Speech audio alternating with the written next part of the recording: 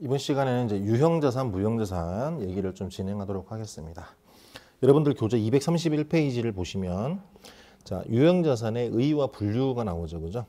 자, 한번 읽어보면 유형자산은 재화의 생산이나 용역의 제공, 타인에 대한 임대 또는 관리 활동에 사용할 목적으로 보유하는 물리적 형태가 있는 자산. 그래서 여기서 키워드가 뭐냐면 바로 사용이에요. 사용. 영업 활동에 사용할 목적으로 보유하는 자산이다. 그리고 무형자산하고 차이는 뭐냐면 물리적 형태가 있다라는 거죠. 그리고 중요한 것도 한 회계 기간을 초과하여 사용할 것으로 예상되는 자산이다라는 거예요. 그래서 유형자산은 다음과 같은 특징이 있다라고 되어 있어요. 첫 번째, 정상 영업 활동에 사용할 목적으로 보유한 자산이다. 사용이 키워드죠. 두 번째, 유형자산은 장기간 동안 사용할 목적으로 보유한다. 한 해 쓰고 버리고 이런 게 아니라는 거죠. 소모품처럼. 3번, 유형자산은 물리적 실체가 있다라는 거예요. 물리적이 있다. 그래서 유형자산은 어떻게 분류가 되느냐? 그 밑에 표에 나오죠, 그죠? 토지, 건물, 구축물, 뭐 기계장치, 차량 운반구, 건설 중인 자산, 비품, 뭐 기타 유형자산 이런 식으로 구분이 돼 있다라는 거죠. 자, 232페이지의 예제를 한번 보면 유형자산에 대한 설명으로 옳지 않은 것은 돼 있어요. 1번, 미래의 경제적 효익이 유입될 가능성이 높고, 갑자기 뭐 생뚱맞게 미래 경제적 효익 얘기하는데 미래 경제적 효익을 가장 단순한 단어로 표현하면 현금이에요. 미래에 우리 회사에 현금을 벌어다 준다는 뜻이에요. 미래에 벌어들일 현금, 그게 바로 미래 경제적 효익이다라는 거죠. 가능성이 매우 높고 그 원가를 신뢰성 있게 측정할 수 있어야 한다. 요거는 자산의 인식 요건이에요. 여러분들 회계원리에서는 아직 이론적인 공부를 안 했기 때문에. 근데 여러분들 재무회계나 중급회계 가면 이론적인 얘기들을 공부를 할 거예요. 그래서 요게 바로 자산의 인식 요건의 기본이 되는. 2번, 토지, 건물, 구축물, 기계장치, 건설 중인 자산 등은 유형자산의 대표적인 항목들이다. 맞죠? 3번, 판매를 목적으로 보유하고 있는 자산이다. 아니죠. 사용할 목적이죠. 3번이 틀렸다. 4번, 장기간 사용할 목적으로 물리적 형체가 있는 자산이다. 맞는 표현이고요. 자, 그 다음에 233페이지에 가면은 유형자산의 취득원가 결정이 있어요. 그래서 유형자산의 취득원가 결정은 사실 이제 좀 자세하게 공부하면 되게 복잡한 부분이 있는데 좀 심플하게 생각하면 또 단순할 수도 있어요. 그래서 유형자산의 취득원가는 아까 얘기했던 그 유가증권의 취득원가랑 거의 비슷해요. 얘기가. 그래서 실제 직접 구입 가격에다가 매입 부대 비용을 더해주면 돼요. 매입 부대 비용을. 그래서 한번 읽어보면은 그 233페이지에 첫째 줄이죠. 유형자산을 장부에 기록하기 위해서는 취득원가를 결정을 해야 돼요. 취득원가는 당해 자산의 구입 가격에 본래 의도한 용도에 사용할 수 있을 때까지 지출된 모든 부대 비용, 즉 직접 관련된 원가를 포함한다라는 거죠. 그러면 직접 관련된 원가가 뭐가 있느냐? 그래서 예를 들어서 나오는 게 취득 과정에서 발생하는 설치 준비를 위한 지출, 운송비, 취급비, 설치비, 설계 관련된 지급 수수료, 뭐 전문가한테 주는 거죠, 그죠? 그다음에 유형자산 취득과 관련해서 취득해야 되는 뭐 국공채라든지, 그죠?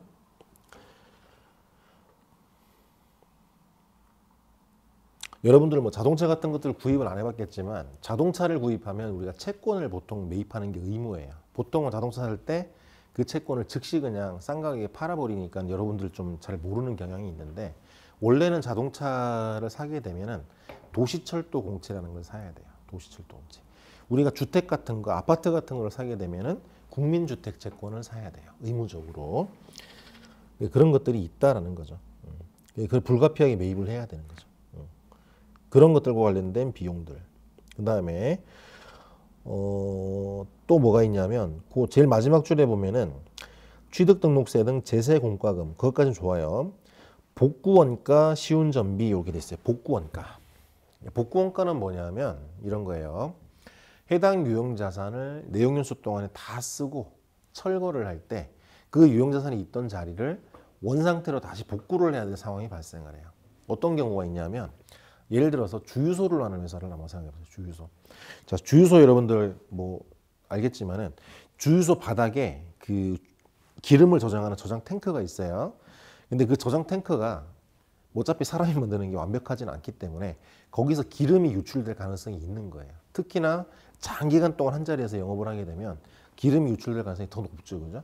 그러면은 그 주유소를 예를 들어서 이제 그 폐업을 하고 철수를 한다. 그러면은 그 토양을 어떻게 돼요? 원상복구를 해줘야 돼요. 그 원상복구를 하기 위해서는 뭐가 든다? 돈이 드는 거지. 그 원상복구에 소요되는 비용까지도 추정을 해서 취득원가에 넣어야 된다라는 거예요. 자, 그 다음에 233페이지고 두 번째 문단 보면 취득 유형별, 그러니까 거래 유형별로 취득원가를 어떻게 결정을 할 거냐라는 거예요. 외부 구입은 되게 간단해요. 좀 전에 봤던 그 논리 가지고 그대로 적용을 하면 되는데 다만 주의할 게 장기 연불 조건의 경우에는 현재 가치로 평가를 해줘야 돼요. 자, 장기 연불이라는 거, 장기 연불. 자, 이 연불이라는 거는 지연해서 지급한다는 거예요. 그러니까 지급하는 거를 뒤로 연기한다는 거예요. 연불. 그래서 1년 이상의 장기간에 걸쳐서 대금을 지급하는 경우에는 이자 요소가 그 안에 대가에 녹아 들어가 있어요. 무이자로 그거를 예를 들어서 지금 당장 현금 받을 거를 3년 동안 1년씩 나눠서 받을게 라고 할 때는 거기에 당연히 이자가 얹어지는 거죠. 그죠? 이자를 얹지 않고 그냥 하는 거는 정말 천사표지. 비합리적인 인간이 할 수 있는 짓이고, 합리적인 인간이라면 예를 들어서 지금 내가 300만 원 받을 돈이 있어요. 그러면 얘를 1년에 100만 원씩 3년 동안 나눠 갚아라 할 때 거기에 대한 이자를 당연히 요구를 할 거라고. 그걸 감안해 가지고 그러면 지금 300만 원 받을 거를 네가 3년 동안 360만 원 내라. 120만 원씩. 이런 식으로 얘기를 한다는 거죠. 그게 합리적이라는 거지. 근데 그 120만 원씩 3번 주는 거에는 뭐가 들어가 있다? 그 우리가 신용을 제공한 기간에 대한 이자가 포함되어 있어요. 그럼 그 이자 요소를 발라내기 위해서 뭘로 평가한다? 현재 가치로 평가를 한다라는 거예요. 현재 가치로 평가한다. 근데 현재 가치 개념에 대해서는 여러분들이 아직 배워본 바가 없기 때문에 현재 가치 얘기는 뒤에 이제 사채 공부할 때 잠깐 얘기를 할 거예요. 그래서 현재 가치로 평가를 해야 된다. 그다음에 두 번째, 일괄 구입하는 경우가 있어요. 예를 들면 토지와 건물을 한꺼번에 취득한다. 이럴 때는 어떻게 된다? 기본적으로 상대적인 공정가치에 따라서 배분해서 인식한다라는 거죠. 예를 들어서 토지 건물을 한꺼번에 취득하는데 토지만 놓으면 공정가치가 10억이야. 건물은 따로 떼가지고 팔면 공정가치가 5억이야. 근데 둘이 합쳐가지고 내가 12억에 샀어. 자, 예를 들어서 전체가 10억이야. 근데 토지가 예를 들어서 토지가 10억이고 여기 12억이었죠? 12억. 토지 건물 합쳐가지고 12억에 샀는데 토지가 10억이고 건물이 5억이었어요. 그럼 이 중에서 토지에 배분될 금액은 10억, 5억 중에서 10억이죠. 그죠? 15분의 10, 즉 3분의 2만큼. 12억에 3분의 2니까 8억이죠. 그죠? 그래서 8억은 토지.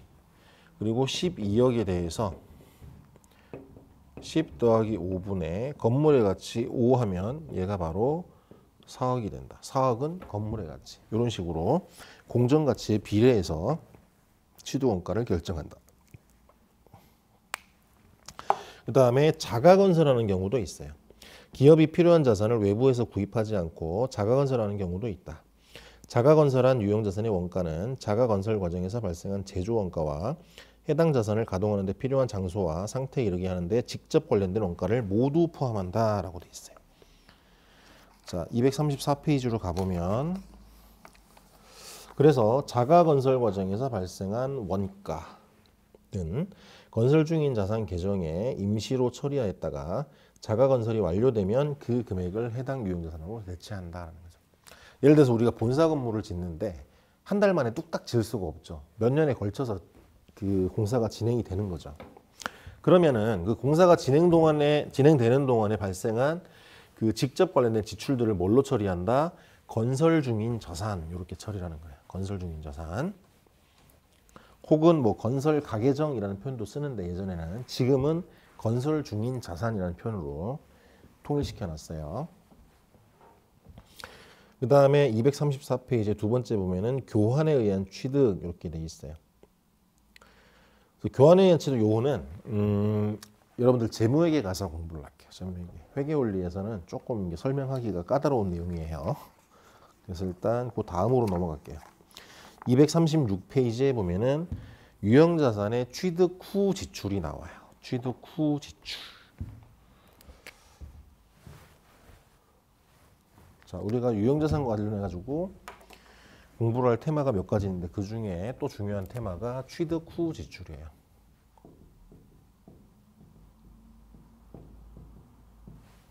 그래서 취득 후 지출은 크게 두 가지로 쪼개져요.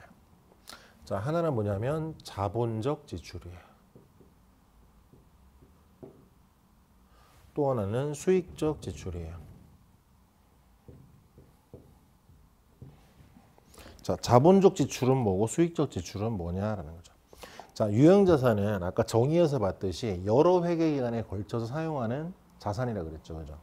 그렇기 때문에 중간에 소모품이라는 것들 교체를 해줘야 되고 부품 같은 것들 그리고 뭐 주기적으로 수선이라는 것들을 해줘야 돼요. 관리를 해줘야지 오랫동안 쓸 수 있는 거죠. 그죠?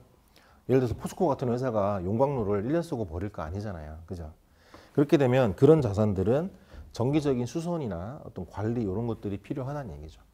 근데 유형자산을 취득하고 난 다음에 실제로 사용하는 과정에서 그 유형자산의 성능을 높여주거나 예를 들어서 뭐 하루에 예를 들어서 100개 생산할 수 있는 캐파 그러니까 능력을 갖고 있는 기계가 있는데 얘를 뭔가 좀 신기술을 적용해 가지고 이렇게 뭐 좀 투자를 했더니 생산 가능 수량이 100개에서 예를 들어서 200개로 증가했다 이거야. 그런 식으로 생산 능력이 증가하거나 그런 지출들을 우리가 자본적 지출이라고 불러요. 자본적 지출. 그다음에 그렇지 못하고 그냥 일상적인 수준에서 예를 들면 뭐 건물에 깨진 유리창이 있어서 교체를 했다.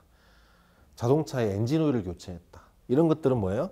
그 성능 개선하고는 상관이 없죠. 그죠? 성능 개선하고 상관없이 그냥 통상적인 기존에 갖고 있는 생산 능력을 유지하기 위한 지출이죠. 그런 것들이 바로 수익적 지출이다라는 거죠. 그럼 둘을 구분하는 이유가 뭐냐? 자, 자본적 지출은 얘는 뭐냐면 장부 금액에 더해 주는 거예요. 장부 금액에 플러스를 해주는 거예요. 그다음에 수익적 지출은 얘는 뭐냐면 그냥 손익으로 처리해요. 손익으로. 단기 손익으로. 계정 과목은 수선비예요. 수선비. 수선비 혹은 수선 유지비. 손익으로 그냥 처리한다. 그래서 구분이 좀 다르다라는 거죠. 의미가. 물론 얘도 나중에 우리가 뒤에서 이제 좀 이따 공부할 감가상각 과정을 통해 가지고 비용화 되긴 하지만 한 방의 비용으로 가지는 않는다.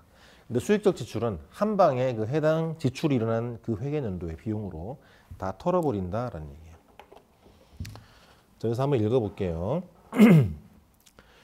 자, 236페이지의 두 번째 문단이에요. 자본적 지출이란 유형자산의 성능 수준을 향상시켜 미래 경제적 효익이 증가되는 지출로 내용연수나 잔존가치를 증가시키거나 새로운 공정의 채택 혹은 생산 능력의 증대, 원가 절감, 품질 향상 등을 가져오는 경우를 얘기한다라고 되어 있어요.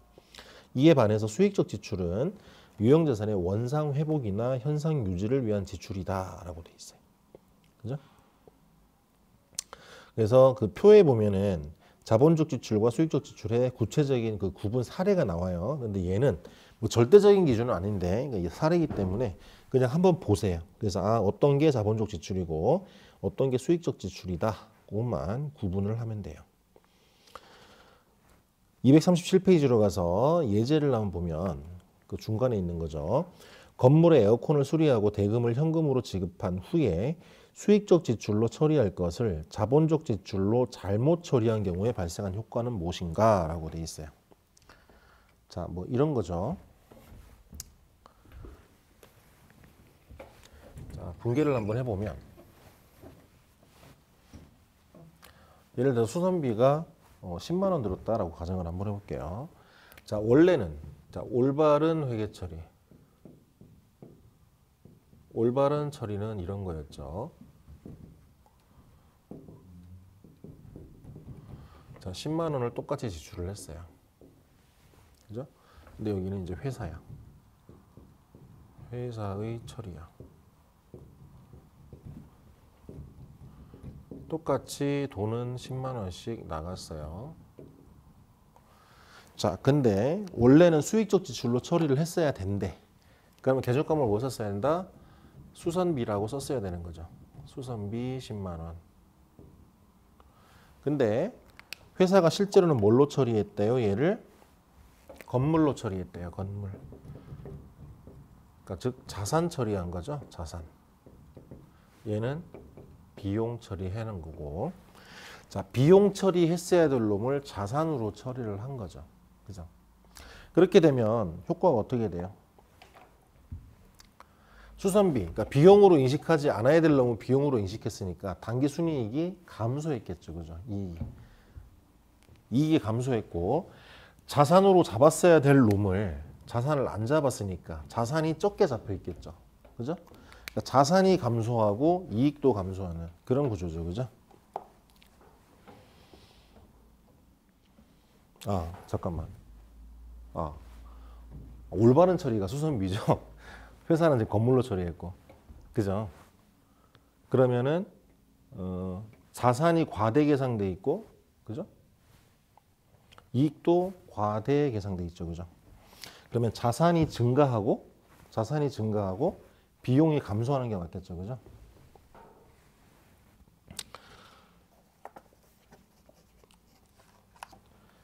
네, 그래서 4번이 답이 되겠어요.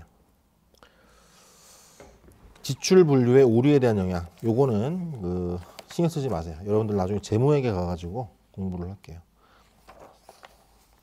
자, 그 다음에 나오는 게 이제 또 중요한 내용이 나오죠. 그죠? 238페이지에 가면 감가상각이라는 게 나와요. 감가상각. 자, 감가상각이 뭐냐? 감가상각. 자, 유형자산은 아까 정의상 여러 회계 기간 동안에 걸쳐서 사용되는 자산이라 그랬어요. 자, 그러면 결국은 자산이라는 거는 수익 창출을 위해서 대기하고 있는 그런 자원들이에요. 이 자원들을 희생을 해서 회사는 수익을 창출을 하는 거예요. 자산이. 약간 이론적인 얘기긴 한데, 그러면 어쨌든 자산은 여러 회계 기간 동안에 우리 회사에다가 뭔가 효익을 갖다 주는 거죠. 그죠? 그래서 유형자산은 우리가 영업활동 과정에서 사용을 함으로써 그 효익을 얻는 거죠. 그러면은 그 유형자산의 취득원가는 어쨌든 우리가 경제적 효익을 소비하는 만큼 회계연도별로 이렇게 비용을 인식을 해주는 게 맞을 거예요. 어차피 한 회계연도에 한 번에 지금 비용 인식을 하지 못하기 때문에 여러 회계 기간 동안에 나누어서 비용을 인식할 수밖에 없다. 그래서 그 비용 인식을 임의적으로 예를 들어서 뭐 1차 년도에 10%, 2차 년도에 20% 이런 식으로 반영할 수는 없는 거고, 그 방식을 정해야 되는데 그게 바로 체계적이고 합리적인 기준이다라는 거예요. 체계적이고 합리적인 기준. 그래서 감가상각은 회계학에서는 뭐라 그러냐? 유형자산의 취득원가를 기간별로 배분하는 과정을 감가상각이라고 불러요. 감가상각. 경제학에서는 가치가 감소하는 것을 감가라고 불러요. 자, 계속 진행을 하면, 자, 이제 238페이지 교재를 보겠습니다. 자, 토지를 제외한 유형자산은 취득 이후 사용 시간의 경과, 수요 변동이나 기술 진보 등 여러 가지 원인으로 가치가 감소를 하는데, 이런 가치가 감소하는 걸 뭐라고 부른다? 감가라고 부른다. 감가. 이런 현상을.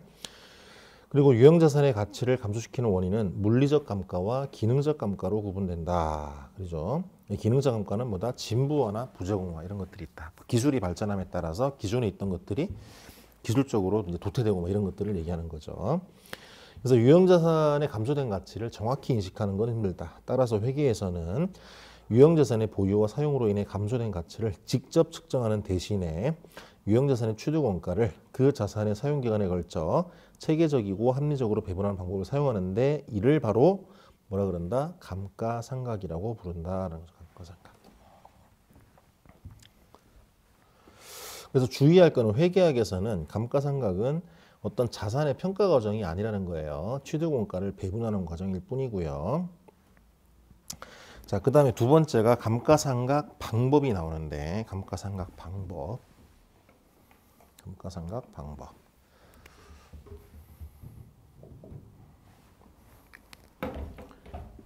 감가상각 방법이 나오는데요.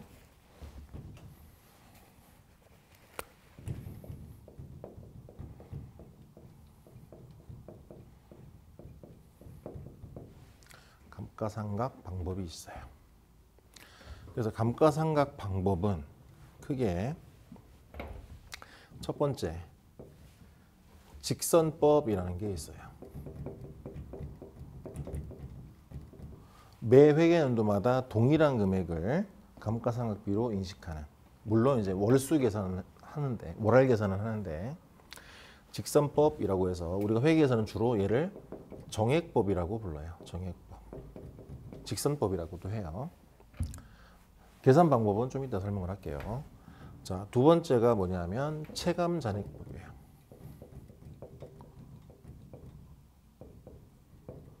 얘는 뭐냐면 내용연수 초기에는 감가상각비를 많이 인식하고 점점 감가상각비를 적게 인식하는 그런 방식을 체감잔액법이라고 얘기를 하고요. 이 체감잔액법에는 대표 주자가 정률법이라는 게 있어요. 정률법. 그 다음에 연수합계법이라는 게 있고요.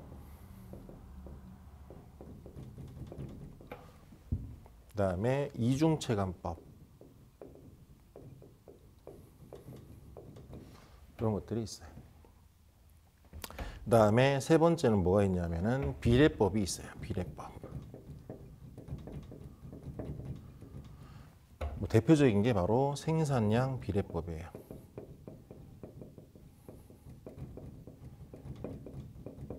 물론 생산량을 기준으로 하지 않고 작업 시간을 기준으로 할 수도 있고 그 기준은 정하기 나름이에요. 어떤 그 기준에 비례해서 감가상각비를 뽑아내는 방법이에요.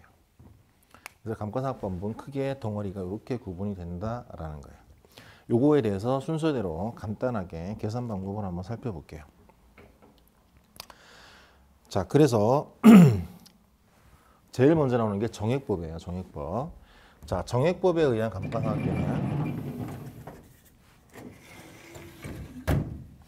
어떻게 구하느냐. 자, 감가상각비는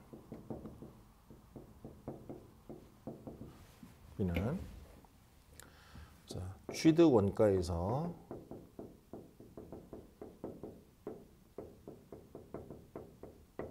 잔존 가치를 뺀 금액. 얘를 뭐라고 부르냐? 상각 대상 금액이라고 불러요.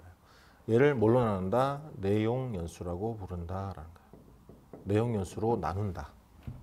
그죠? 그렇게 되면 연도별로 동일한 금액이 인식이 돼 있죠. 물론 1월 1일 날 취득했으면 이렇게 되겠지만 회계연도 중에 취득했다. 그러면 실무적으로는 월수 계산을 해요. 그래서 12분의 경과 월수예요. 만약에 7월 1일 날 취득했다. 그러면은 우리가 6개월 동안 사용했기 때문에 연간 감가상각비에 대해서 12분의 6만큼만 감가상각비로 인식을 한다라는 거죠. 자, 그런데 하나 좀 궁금해지는 거는 잔존 가치를 빼줬는데 이 잔존 가치를 왜 뺐을까? 자, 잔존 가치라는 건 뭐냐면 이 유형자산을 우리가 내용연수 동안 잘 썼어요. 그죠? 내용연수가 끝나고 나서 얘를 폐기하는 게 아니라 중고로 판매할 수도 있어요. 그죠? 우리 자동차도 그렇잖아요. 타다가 내가 뭐 잘 타다가 일정 기간 경과에 중고로 팔아요. 근데 중고로 팔 때 공짜로 팔지 않죠. 돈 받고 팔죠. 자, 그때 처분 가능한 예상 금액이 바로 잔존 가치예요. 그럼 잔존 가치를 감가상각비 계산할 때 왜 빼주느냐? 자, 잔존 가치는 우리가 영업 활동 과정에서 사용을 통해 가지고 실현되는 부분이 아니죠. 얘는 뭐예요? 중고로서 판매되는 부분이죠. 판매. 매각을 통해서 실현되는 부분이기 때문에 감가상각비는 뭐다? 사용을 전제로 하고 있잖아요. 그렇기 때문에 잔존 가치를 빼주는 거다라는 거예요. 그래서 이게 바로 정액법에 의한 감가상각비 산식이다라는 거예요. 그래서 정액법은 뭐 간단하기 때문에 여러분들이 한번 연습을 해보시고요. 239페이지에 예제 9-3 있죠, 그죠? 이게 아마 기본 예제인 것 같아. 한번 읽어볼까요? 강남은 2001년 1월 1일 날 기계장치를 100만 원에 취득을 했다. 기계장치의 내용연수는 3년, 잔존 가치는 10만 원으로 추정이 된다. 총 생산 단위는 2만 5천 개. 이 기계가 수명을 다할 때까지 총 생산할 수 있는 가능 수량이 2만 5천 개라는 얘기예요. 그리고 총 작업 시간은 10,000시간으로 추정이 된다. 강남은 2000년에 2001년에 이 기계를 2000시간 가동하여 제품 8000개를 생산하였고 2002년도에는 4500시간 가동하여 제품 1000개를 생산하였으며 2002년에 3500시간을 가동하여 제품 7000개를 생산하였다. 이 자료를 사용하여 정액법에 따른 기간별 감가상각비를 계산해라.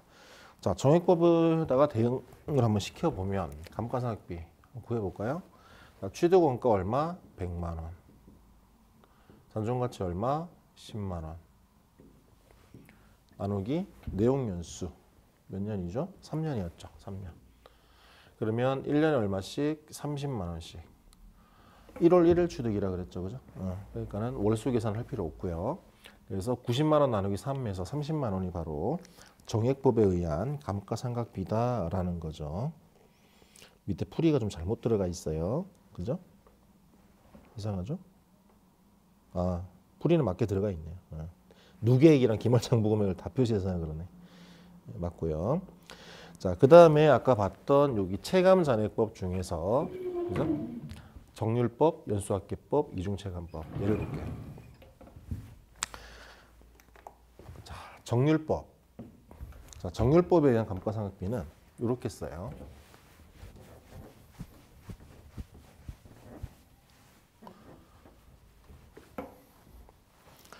일단 대상 금액이 기초장부금액이에요.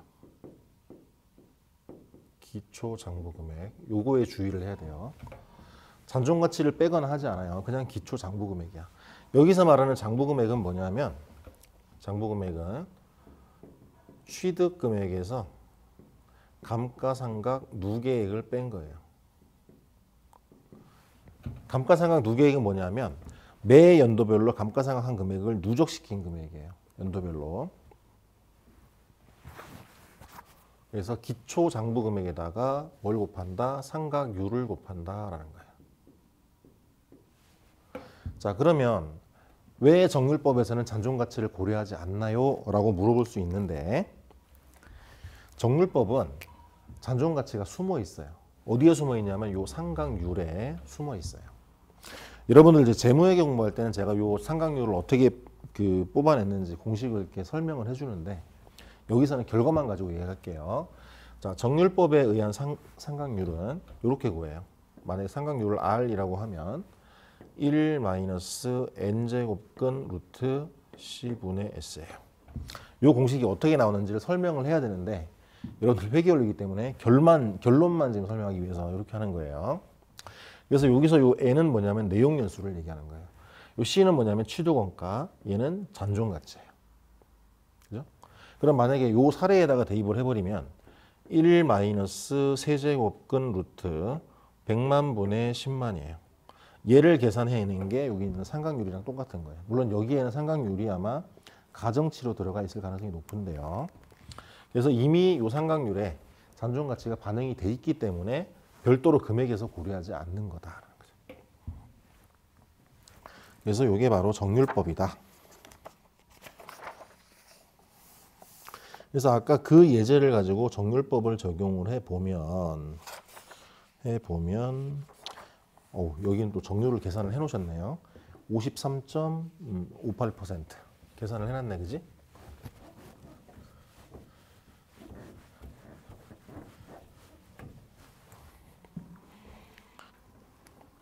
자, 그러면 2001년도에 감가상각비를 한번 계산을 해보면 자, 100만 원이었죠?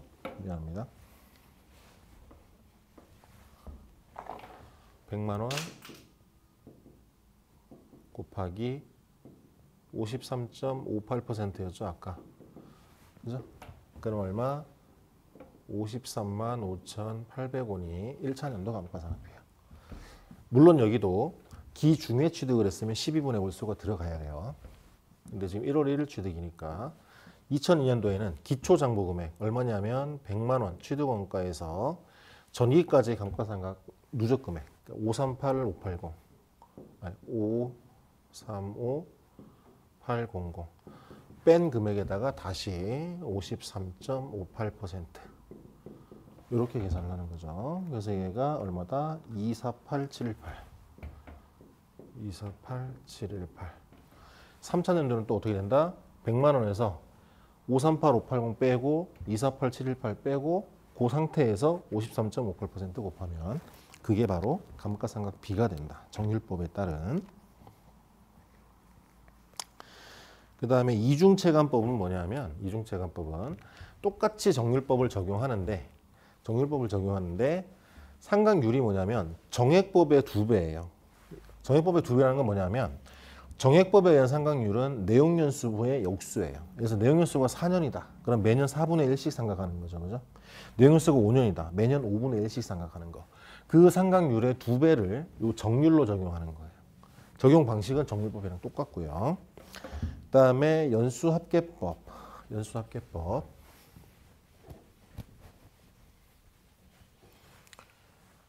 자, 연수합계법은 뭐냐면 좀 전에 예제에서 내용연수가 3년이었잖아요. 그죠? 자, 연수합계법의 감가상각비는 이렇게 구해요. 취득 원가에서 잔존 가치를 빼요.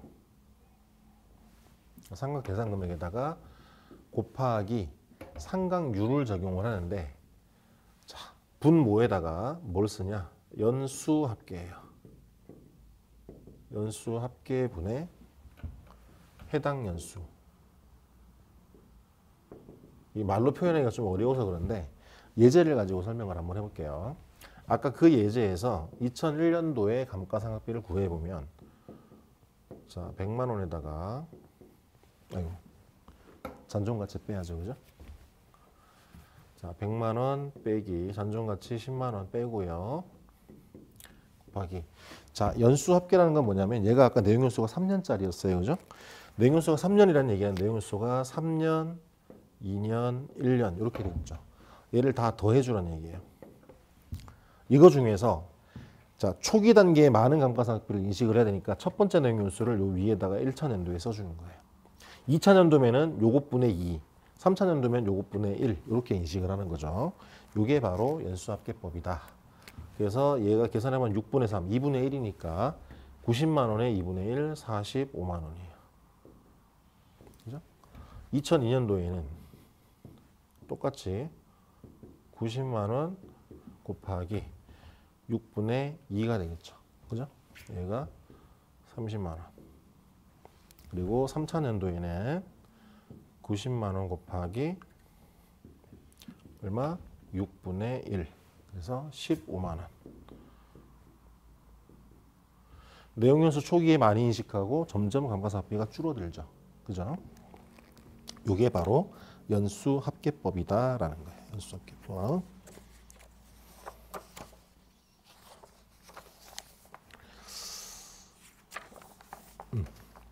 그래서 나머지 계산 연습은 여러분들이 한번 해보시고요. 참고 목적으로 여러분들 시험에 가끔 그래프가 나와요. 그래프가. 뭐 복잡한 건 아닌데 자, 그래프 문제가 나오면 가로축하고 세로축이 뭔지만 잘 이해를 하면 돼. 자, 그려볼게요. 자, 가로축이 뭐냐면 감가상각비예요. 아, 가로축이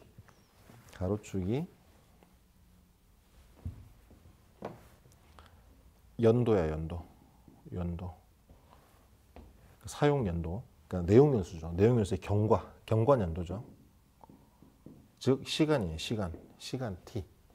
자, 세로축이 뭐냐면 감가상각비야. 요 그림은 여러분들 책에다가 어디 하나 그려두세요. 자, 정액법의 그래프는 어떻게 되느냐? 연도가 경과하더라도 매년 감가상각비가 동일하죠. 그죠? 그렇기 때문에 정액법은 이렇게 돼요. 이게 바로 정액법이에요.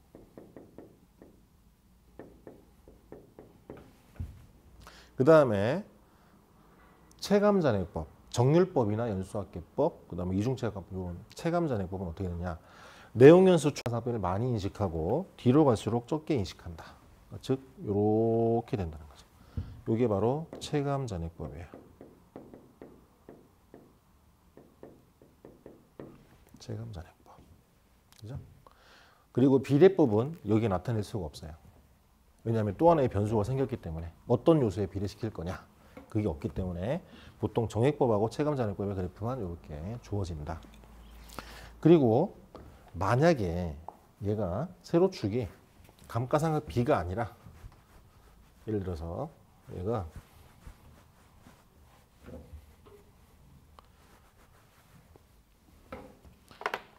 감가상각 누계액이었다.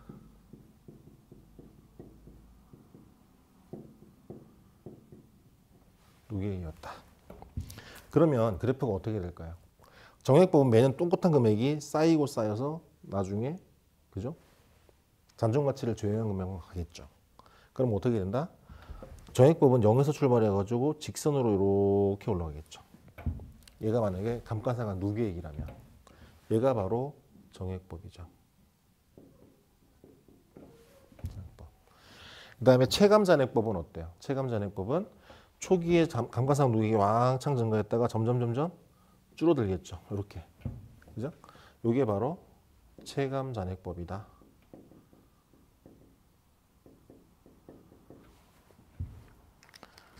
자유자재로.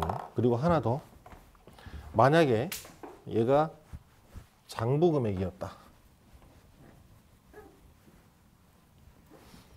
얘가 만약에 장부금액이었다. 자, 정액법에 의한 장부금액은 어떻게 될까요?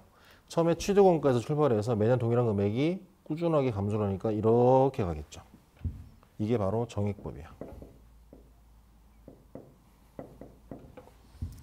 그러면 체감잔액법은 어떻게 될까요? 처음에 왕창 떨어지겠죠. 감가상각비를 많이 계산하니까 이렇게 되겠죠. 이게 바로 체감잔액법이다.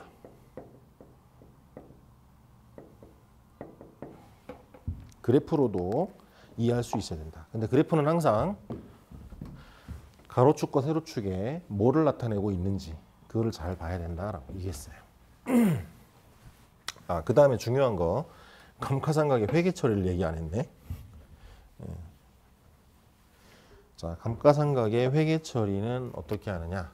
자, 기말 결산을 할 때 차변에 감가상각비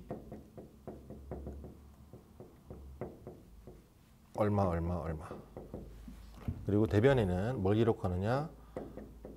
감가상각 누계액을 기록한다라는 거예요. 누계액.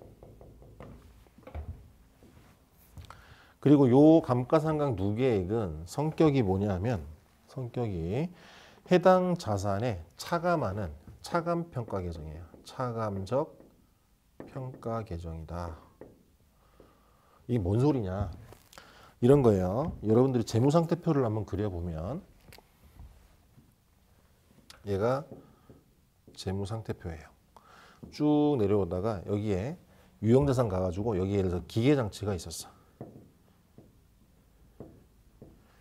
아까 예제에서 기계장치가 취득원가가 100만 원이라고 했었죠. 그럼 이 기계장치 바로 밑에다가 바로 감가상각 누계액이라고 적어요. 누계액이라고 적고 여기에다가 마이너스 표시하는 거야. 자, 아까 정액법에 의한 상각비가 얼마였냐면은 30만 원이었죠, 그죠? 그러니까 예를 들어서 30만 원이었다. 이렇게 하면 이 기계장치의 장부금액은 70만 원입니다라고 표시를 해주는 거예요. 단 그 70만 원이 취득원가 100만 원에서 감가상각 누계액 30만 원을 뺀 그 금액이 바로 70만 원입니다라고 얘기를 하는 거죠. 이런 형태로 딱 따라 붙어서 빼기 표시하는 그걸 차감적 평가 계정이라고 불러요. 이런 식으로 표시를 한다. 그죠? 자, 그 다음에 이제 243페이지에 가면은 중간에 기중에 취득한 자산의 감가상각 얘기했는데, 자, 모든 감가상각은 마찬가지예요. 기중에 취득하면 경과 월수를 고려해서 12분의 월수를 연간 감가상각비로 곱해서 계산을 한다라는 거예요. 그걸 우리가 월할 계산이라고 불러요. 월할 계산.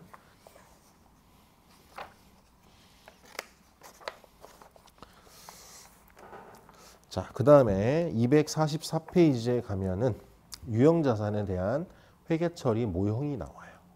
회계처리 모형. 자, 얘는 뭐냐면, 자, 유형자산을 회계처리함에 있어서는 두 가지 모형이 있어요. 하나는 뭐냐면 원가 모형이 있고요. 두 번째는 뭐냐면 재평가 모형이 있어요. 자, 세부적인 거는 여러분들 재무회계나 중급회계 가서 공부를 할 건데, 자, 원가 모형은 뭐냐면 최초의 유형자산을 취득할 때 취득원가로 기록을 하고 그 이후에 감가상각을 수행하는 거예요. 감가상각만. 그리고 조금 이따 볼 손상차손을 인식하는 그 정도까지만 얘기를 하는 거고요. 유형자산의 공정가치 변동을 전혀 신경 쓰지 않는 그런 모형을 바로 원가 모형이라고 한다. 그럼 재평가 모형은 뭐냐? 유형자산의 공정가치 변동을 장부에 반영해주는 방법을 우리가 재평가 모형이라고 불러요. 재평가 모형. 244페이지 두 번째 문단 가면은 이제 원가 모형과 손상차손 얘기가 나오는데, 손상차손 얘기는 여러분들 그 중급회계 가가지고 재무회계 가가지고 얘기를 하도록 할게요. 손상 부분이 조금 이제 얘기가 길어지기 때문에 여기서는 얘기 못하고, 손상차손도 회계 처리만 간단하게 얘기할게요. 유형자산이 예를 들어서 어떤 사유가 발생을 해가지고 손상이 발생했어. 가치가 감소하니까 감가상각을 더 능가해가지고 예를 들어서 뭐 가치가 뚝 떨어지거나 할 수가 있는 거예요. 예를 들어서 뭐 이런 거죠. 우리가 뭐 갤럭시 S20를 만드는 생산 라인이 새로 만들어졌어요. 그러면 기존에 예를 들어서 S7을 만들던 생산 라인에 들어가 있던 기계 장치 이런 것들을 다 이제 기술적으로 진부화가 되는 거야. 예를 들면 이미 지난 것들.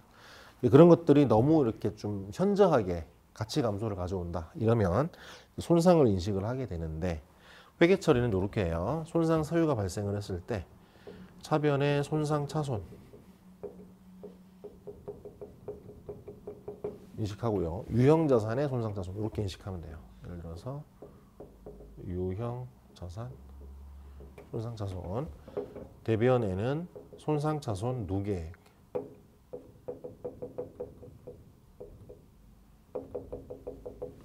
이 손상차손 누계액도 아까 감가상각 누계액과 마찬가지로 해당 자산에 차감하는 형식으로 표시하는 평가 계정이다라는 거예요. 손상차손의 나머지 얘기는 그냥 무시하세요. 나중에 재무회계 가서 공부를 할 거니까. 그 다음에 이제 재평가 모형 얘기가 나오는데, 재평가 모형. 재평가 모형은 토지를 가지고 얘기를 할게요. 토지. 재평가 모형, 토지. 자, 우리 회사가 유형자산, 그러니까 영업활동에 사용할 목적으로 뭐 공장 부지를 취득했다고 가정해 볼게요. 자, 2001년도 1월 1일 날 토지를 취득했어. 토지를. 얼마에 취득했냐? 100만 원에 취득했다고 가정을 해볼게요. 책에는 없으니까 여기다 뭐 기록을 한번 해보세요. 자, 그리고 우리는 이 토지에 대해서 재평가 모형을 적용하기로 했다. 즉 공정가치 변동을 장부에 반영하기로 했다라는 거예요. 그래서 2001년도 12월 31일 날 가봤더니 이 토지의 공정가액이 105만 원이 되었다. 증가됐다라고 가정을 해볼게요. 그러니까 우리는 재평가 모형을 쓰니까 공정가치 증가분을 반영을 해야 돼. 100만 원짜리가 105만 원이 됐으니까 토지 금액을 5만 원만큼 증가시켜요. 그리고 대변에는 뭐를 기록하느냐? 바로 재평가 잉여금. 금액은 5만 원. 이렇게 기록을 해요. 그럼 이 재평가 잉여금은 뭐냐? 얘는 성격이 기타 포괄손익이에요. 기타 포괄손익 항목이다라는 거죠. 자, 2002년도에 갔는데 2002년도 12월 31일 날 갔는데 이 토지의 공정가치가 95만 원이 있다고 가정해볼게요. 95만 원. 오히려 가치가 떨어졌어. 그러면 재평가 직전에 장부금은 105만 원이었는데 얘가 95만 원이 됐어요. 그럼 어떻게 돼? 토지의 가액이 얼만큼? 10만 원만큼 감소하겠죠. 그 대변에 10만 원 없애줘야 돼요. 근데 없앨 때 그 직전 연도에 있던 재평가 잉여금을 먼저 없애줘야 돼요. 그래서 재평가 잉여금 얼마? 5만 원 없애주고, 마치 대손충당금 처리하듯이 나머지 모자라는 차액 5만 원, 얘는 뭐다? 바로 손실로 인식을 해라. 재평가 손실. 재평가 손실. 얘는 뭐예요? 비용이에요. 비용. 자, 이제 2003년이 됐어요. 자, 2003년에 이 토지의 공정가치가 다시 103만 원이 됐다라고 가정을 해볼게요. 그러면 지금 95만 원짜리가 103만 원이 됐으니까 얼마? 8만 원만큼 토지가 증가했겠네요. 그죠? 토지가 8만 원만큼 증가했다. 근데 여기서 주의할 거는 그 전년도에 재평가 손실을 5만 원 인식했죠. 그 재평가 손실을 인식한 것만큼은 다시 이익으로 인식할 수가 있어요. 이 한도 내에서. 얘는 뭐가 된다? 재평가 이익이에요. 재평가 이익 5만 원. 얘는 그냥 수익이죠. 재평가 이익. 그리고 초과되는 3만 원. 얘가 뭐가 된다? 위에서 봤던 재평가 잉여금이 된다라는 거죠.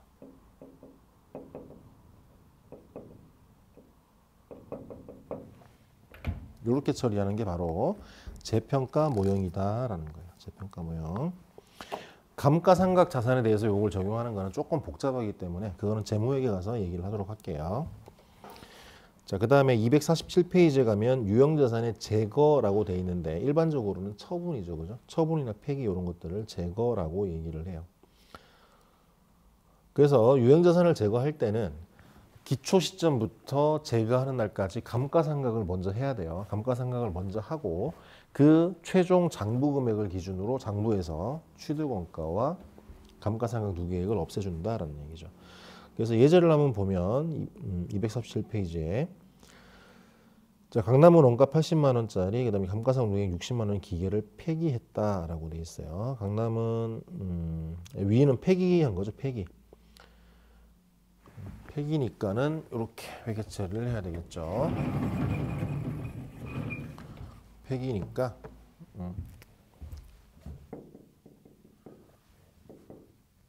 취득원가가 80만 원이라고 했어요. 기계장치고요, 그죠? 네, 기계장치. 취득금액이 얼마였다? 80만 원. 그리고 여기에 딸려 있던 감가상각 누계액도 같이 없애줘야 돼요. 얼마? 60만 원. 그러면 20만 원만큼. 얘는 뭐가 된다? 바로 폐기 손실이 된다. 유형자산 폐기 손실이다라는 거죠. 그 다음에 이번에 취득원가 200만 원짜리 그리고 내용연수 3년 잔존가액 20만 원의 기계장치를 2001년 초에 취득하여 정액법으로 감가상각 해오던 중에 2002년도 7월 1일 날 100만 원을 처분하고 대금은 현금으로 받았다라는 거죠. 자, 얘는 조금 이제 복잡하죠, 그죠? 자, 그러면 2002년도 7월 1일 날, 그지? 그러면 2002년 7월 1일자에 장부 금액을 뽑아야 돼요. 장부 금액. 처분 직전의 장부 금액. 자, 그럼 어떻게 구하냐? 일단 취득 금액. 취득 금액이 얼마죠? 200만 원이죠.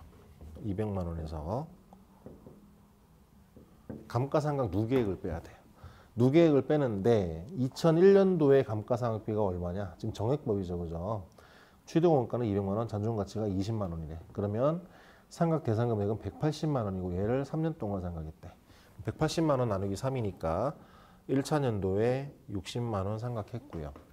2차 년도에 어떻게 돼? 7월 1일이니까 6개월이죠.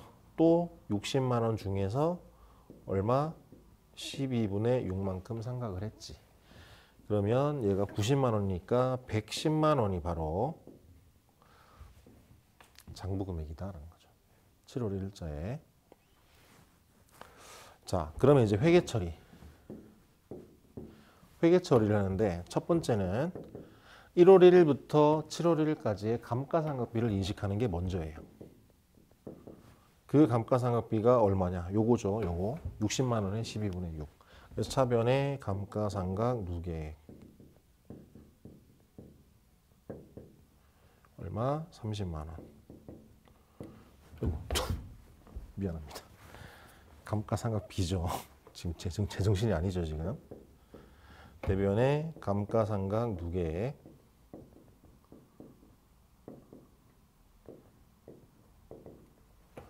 그죠? 감가상각비 반영했고요. 이제 처분에 대한 회계 처리를 하면 돼요. 자, 얼마의 처분을 했느냐? 100만 원의 처분을 했대요. 차변의 현금 100만 원. 대변의 기계장치 취득금액 얼마? 200만 원. 그리고 감가상각 누계 얼마? 90만 원. 그죠? 그러면 지금 110만 원짜리를 100만 원에 팔았으니까 손실이죠. 그죠? 10만 원만큼 뭐가 발생한다? 유형자산의 처분 손실이 발생한다라는 뜻이에요. 그래서 이게 바로 유형자산의 처분의 회계 처리예요.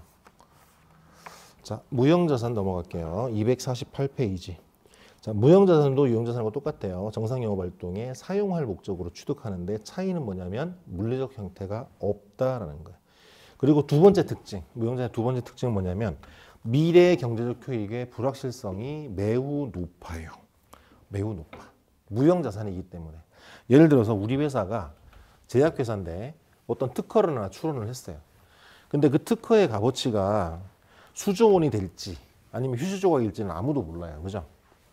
그런데 회사는 어쨌든 특허권을 장부에 계상을 했다. 그렇기 때문에 우리가 특허권은 자산 금액을 뭘로 인식하느냐 하면 특허 출원에 들어간 실비예요. 예를 들어서 변리사 비용이라든지 뭐 재반 수수료 이런 것들만 자산으로 인식을 한다라는 거죠.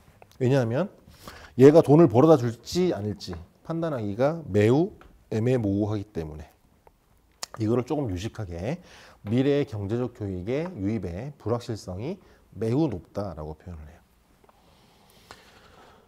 그래서 이제 무형자산에는 크게 이제 뭐 산업재산권이라든지 개발비, 소프트웨어, 영업권 이런 것들이 있어요. 산업재산권은 여러분들이 흔히 알고 있는 특허라든지 상표, 실용신안권 이런 것들이에요. 대표적인 것들.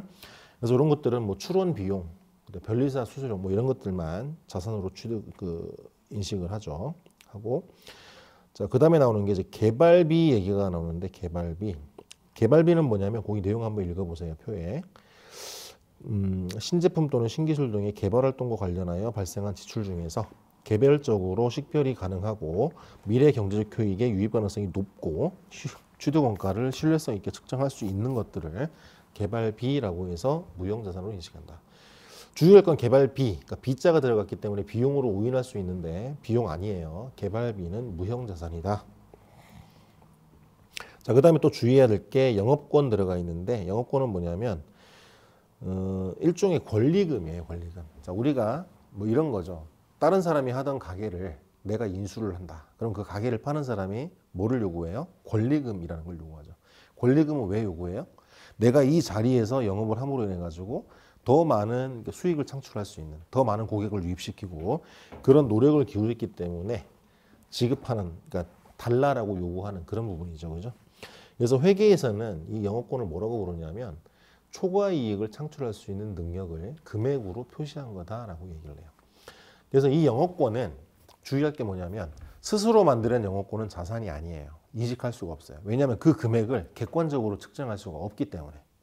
자, 우리가 재무제표의 요소로 인식하기 위해서 자산부채 자본 수익 비용으로 인식하기 위해서는 뭔가 숫자를 부여할 수 있어야 돼. 근데 스스로 창출한 영업권은 숫자를 부여할 수가 없어요. 그죠? 왜냐하면 시장에서 객관적으로 거래 금액이 검증된 게 아니기 때문에.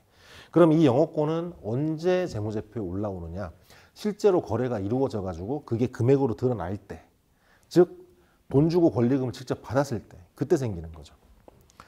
자, 그래서 이제 영업권을 한번 읽어보면 한 기업이 동종 산업의 다른 기업에 비해 가지는 정상 수익률 이상의 초과 이익 창출 능력을 화폐 금액으로 표시한 것이다라고 돼 있어요. 그래서 영어권의 정의예요, 정의. 밑에 예제를 한번 보시고 249페이지에 보면 무형자산의 취득 원가 얘기가 나오는데요. 첫 번째 나오는 개별 취득한 무형자산은 뭐 특별히 설명할 게 없어요. 앞에 나와 있는 내용하고 똑같아요. 매입 가격에 매입 부대 비용을 더하면 돼. 근데 이제 중요한 거는 내부적으로 창출된 무형자산의 취득 원가. 대표 주자가 뭐다? 바로 개발비예요. 개발비. 개발비. 개발비. 자, 얘는 뭐냐면, 자, 어떤 회사가 뭐 제약회사를 떠올리면 제일 쉬울 수도 있어요. 자, 어떤 신약을 출시를 하는데 처음에 연구 단계가 있고요. 연구 단계가 있고 개발 단계가 있어요. 개발 단계. 자, 연구 단계는 뭐냐면 예를 들면 이런 거예요. 이번에 뭐 예를 들어서 코로나 관련돼 가지고 뭐 치료제나 이런 것들을 개발하기 위해서 다양한 어떤 물질들을 효과가 있는지를 테스트하는 거야. 이게 될까? 안 될까? 이것도 말라리아 치료제도 한번 해보고 예를 들어서 뭐 에이즈 치료제도 한번 해보고 이런 식으로 활동을 하는 거야. 그거는 이게 상품화 될지 안 될지를 모르고 그냥 연구를 하는 거죠. 그런 것들을 연구라고 해요. 연구. 그래서 이 연구 단계에서 발생한 지출은 불확실성이 굉장히 높아요. 이게 우리 회사에 돈을 벌어다 줄지 아닐지 매우 불확실한 단계죠.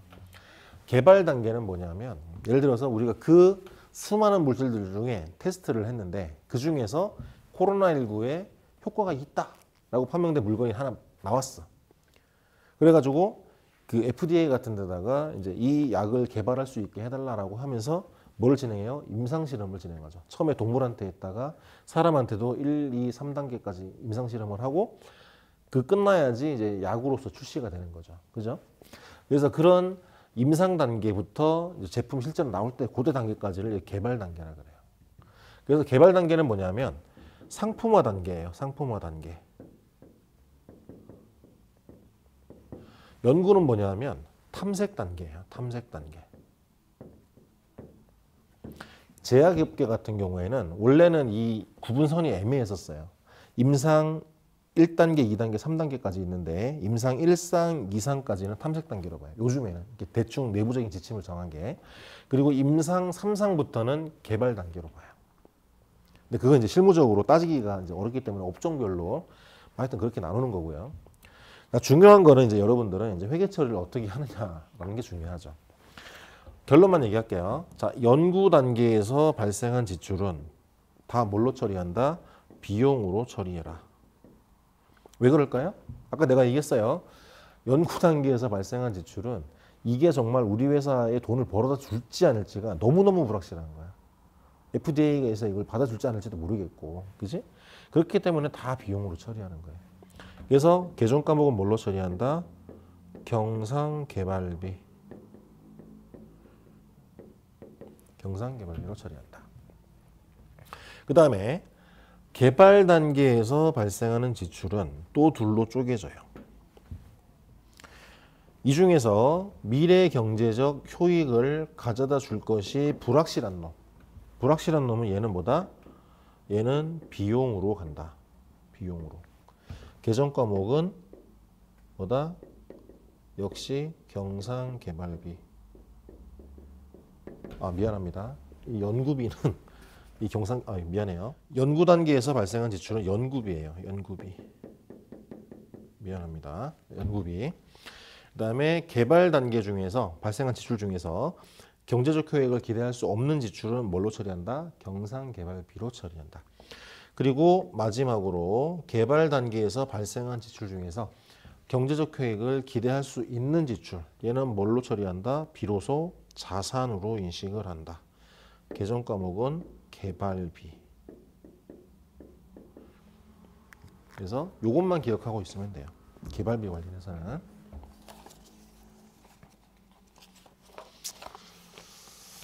그 다음에 251페이지를 보면은요, 무형자산의 상각과 평가가 있는데, 자, 유형자산에서는 우리가 감가상각이라는 표현을 썼는데, 무형자산에서는 이를 상각이라는 표현을 써요. 감가상각은 영어로 depreciation인데 상각은 amortization이에요. 용어가 좀 틀려요. 그래서 상각이라는 표현을 쓰고 유형자산과 달리 차이점은 뭐냐면 자, 무형자산은 회계 처리를 할 때 아까 유형자산은 차변의 감가상각비, 대변의 감가상각 누계 이런 계정을 썼는데 무형자산은 누계 계정이 없어요. 그냥 직접 빼버려요. 예를 들어서 산업재산권이 100만 원이 있어요. 근데 얘가 내용연수가 5년이다. 정액법을 쓴다. 그러면 차변의 감가상각비, 대변의 산업재산권 이렇게 직접 자산을 차감하는 회계 처리를 한다. 직접 차감법을 쓴다라는 게 다르고요. 그 다음에 또 차이가 뭐냐면 유형자산은 잔존가치가 있는 게 보통이에요. 중고로 매각할 수가 있기 때문에. 근데 유형자산은 물리적인 실체가 없기 때문에 일반적으로는 잔존가치가 없는 걸로 본다라는 거예요. 없는 걸로 본다. 그 다음에 세 번째 특징은 뭐냐면 유형자산 같은 경우에는 그 자산으로부터 얻는 효익을 우리가 얻는 방법에 따라서 감가상각 방법을 체계적이고 합리적인 방법을 쓸 수가 있어요. 근데 무형자산은 그게 되게 애매하기 때문에 그런 합리적인 그 효익의 소비 행태를 찾아내기가 힘든 경우에 얘는 뭘 쓴다? 정액법을 쓴다라는 거예요. 여기 만약에 정률법을 쓴다 이러면 틀리는 거야. 정액법을 적용한다라는 거예요.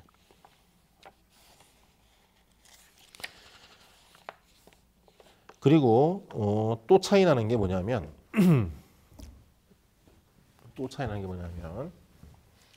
내용연수와 관련해서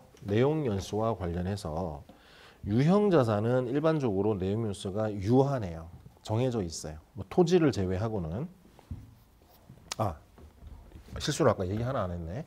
자, 유형자산의 감가상각을 하는데 감가상각이 할 수 없는 자산이 있어요. 아까 교재에 토지를 제외한 이렇게 돼 있는데 사실은 하나가 더 있어요. 토지하고 건설 중인 자산. 요 두 개는 감가상각 대상이 아니에요. 감가상각하지 않는다. 토지하고 건설 중인 자산은 까먹고 얘기 안 했어요. 어디 메모해 두세요. 자, 근데 무형자산의 경우에는 내용연수 측면에서 내용연수가 한정이 돼 있는 게 있고요. 내용연수가 비한정인 게 있어요. 예를 들어서 특허권이나 이런 것들은 법에 그 권리가 보장되는 기간들이 주어져 있죠. 그런 것들은 뭐 한정 내용연수로 볼 수도 있어요. 내용연수가 정해져 있다. 근데 대부분의 무형자산들, 예를 들어서 좀 전에 봤던 개발비라든지 아까 영업권, 그 권리금 얘기했던 거 그런 것들은 내용연수를 특정하기가 힘들어요. 영업권 관점에서 보면 초과 수익률이 몇 년 동안 지속될지 그리고 개발비가 우리한테 효익을 몇 년 동안 더 가져다 줄지 너무너무 불확실한 거지. 그래서 그런 것들은 비한정 내용연수를 가지는 그런 자산이라고 부른다라는 거죠. 그래서 이 한정 내용연수를 가지는 자산은 상각을 하고요. 또 하나 뭘 하냐면 손상검사를 해요. 두 가지를 다 해요. 손상검사를 한다. 유형자산과 마찬가지예요. 유형자산의 원가 모형을 적용할 때 감가상각하고 손상검사를 하는 것과 마찬가지로 무형자산의 경우에도 한정 내용연수를 가지는 자산은 상각하고 손상검사를 동시에 진행을 한다. 그에 반해서 개발비, 영업권 이런 비한정 내용연수를 가지는 자산은 상각은 하지 않아요. 상각은 하지 아니하고 손상검사만 한다라는 거예요. 손상검사만. 그래서 매 결산기마다 결산일마다 그 미래 경제적 효익의 유입 가능성을 평가를 해서 손상검사를 수행을 해야 된다라는 거죠. 그래서 유형자산과 차이 나는 부분만 설명을 좀 했어요. 그리고 무형자산도 원가 모형하고 재평가 모형을 적용할 수 있어요. 유형자산과 마찬가지로. 근데 이제 유형자산하고의 차이는 뭐냐면 무형자산은 사실 유형자산처럼 뭐 중고자산이 거래되고 이런 시장이 활성화된 시장이 존재하지 않죠. 일반적으로. 그죠? 물론 뭐 기술을 사고 파는 그런 것들은 일부 조금 있을 수는 있는데 무형자산은 어떤 형성된 시장 자체가 별로 없기 때문에 일반적으로는 무형자산은 원가 모형을 적용을 해요. 원가 모형을 적용한다. 자, 여기까지 하고 253페이지 영어권부터는 다음 시간에 진행을 하도록 하겠습니다. 긴 시간 수고 많이 했습니다. 다음 시간에 뵙겠습니다.